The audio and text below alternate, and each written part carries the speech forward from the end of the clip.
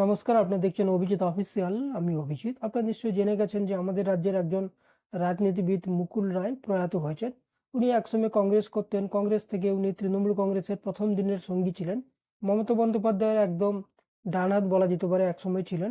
উনি তৃণমূল কংগ্রেসের সর্বভারতীয় সাধারণ সম্পাদক ছিলেন। উনাকে সেকেন্ড ইন কমান্ড বলা হতো।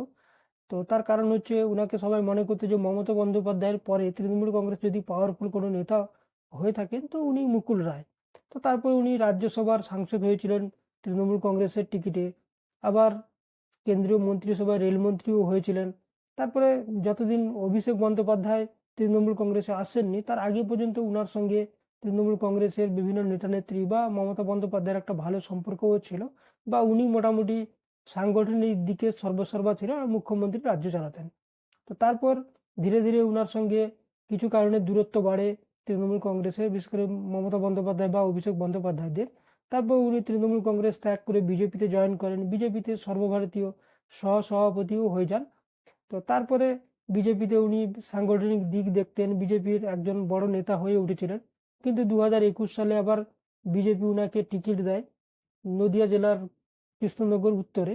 তো ওখানে উনি জয়লাভও করেন বিজেপির টিকিটে। কিন্তু দেখা যায় যে 2021 সালে বিধানসভা ভোটের পরে উনি আর উনার ছেলে শুভ্রাংশু রায়, যদিও শুভ্রাংশু রায় বীজপুরে বিজেপি টিকিটে হেরে যান 2021 সালে। তো তারপরে উনারা দুজন তৃণমূল কংগ্রেসে জয়েন করেন। তো সেটা নিয়ে বিভিন্ন বিতর্ক চলছিল। বিজেপি নেতারা বলছিলেন যে উনি বিজেপি টিকিটে জয়লাভ করেছেন, কি করে উনি তৃণমূলে জয়েন করতে পারেন, উনাকে পদত্যাগ করে জয়েন করা উচিত ছিল। তো যদিও উনি করেননি, সেটা নিয়ে আবার মামলাও চলছিল। মামলায় উনি পরাজিত হন, উনার বিধায়ক পদ চলে যান। যদিও সম্প্রতি সুপ্রিম কোর্ট আবার উনার বিধায়ক পদকে বাপস করে দিয়েছেন, উনি ফিরে পেয়েছিলেন। তো সেই থেকে উনি মোটামুটি তৃণমূল কংগ্রেসেই এক প্রকার ছিলেন।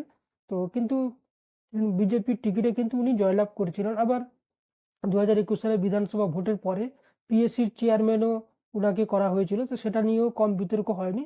তো যাই হোক, লাস্ট কিন্তু যবে থেকে উনি 2021 সালে জয়লাভ করেছিলেন তারপরে খুব একটা উনি বিধানসভায় যেতেন বলে কেউ দেখেননি।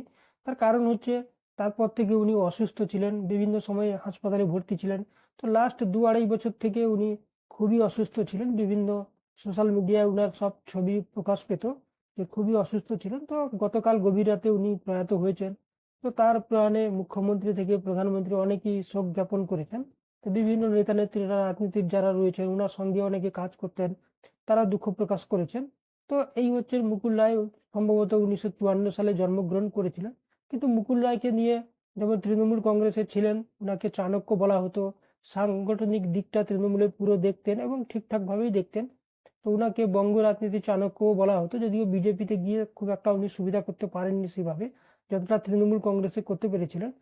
তো উনাকে নিয়ে বিতর্ক কম ওঠেনি। যে সারদা মামলা হয়েছিল, আপনারা নিশ্চয়ই জানেন যে সুদীপ্ত রায় কিন্তু অভিযোগ করেছিল যে এই মুকুল রায়কে নাকি উনি 70 কোটি টাকা দিয়েছিলেন। তো সেটা কতটা ঠিক কি সেটা তো আমাদের ইনকোয়ারি এজেন্সি যে সিবিআই আছে তারাই বের করার কথা। যদিও তাদের তো এখনো পর্যন্ত তারা কে দোষী কে নির্দোষ সেটা বের করতে পারেনি, আর সিবিআই বের করতে পারবে বলেও আমার মনে হয় না।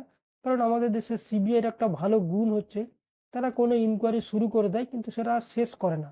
মোটামুটি সেটা কয়েক শ বছর ধরেও চলতে পারে, তার কোনো গ্যারান্টি নেই।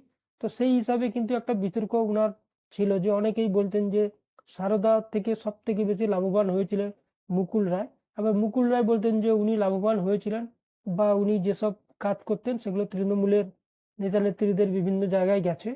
তো যাই হোক, যদি অনেকে এটাও অভিযোগ করেন যে তৃণমূল আর এই সারদার মধ্যে যা কিছু ডিল সে মূলত মুকুল রায়ই করতেন। তো উনার নামে বিতর্কও কম হয়নি। সমাজে উনি খুব একটা বিশাল কোনো ভালো কাজ করে ফেলেছেন এরকম কোনো নজিরও নেই, যদিও উনি সাংগঠনিকভাবে তৃণমূলের একসময় জনপ্রিয় নেতা ছিলেন। তো তারপরে বিজেপিতে গিয়ে খুব একটা সুবিধাও করতে পারেননি, যেটা বললাম। তো 2021-এর পর থেকে বলা যেতে পারে উনি একদম নিষ্ক্রিয় ছিলেন, কারণ উনি অসুস্থ ছিলেন। তো সম্প্রতি উনি প্রয়াত হয়েছেন।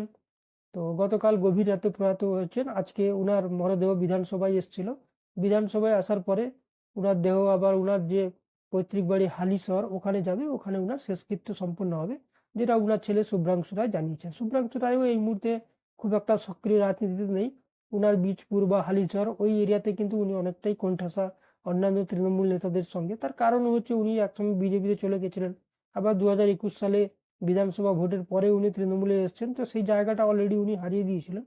তো সেটা ফিরে পাবেন কিনা 2026-এ উনি টিকিট পাবেন কিনা সেটা দেখা যাবে। তবে এখনো যেটা মনে হচ্ছে যে সেইভাবে চান্স কিন্তু অনেকটাই কম। তো দেখা যাক কি হয় আগামী দিনে, তার জন্য আমাদের অপেক্ষা করতে হবে। আজকে এই পর্যন্ত। আপনারা ভালো থাকবেন, সুস্থ থাকবেন। ধন্যবাদ।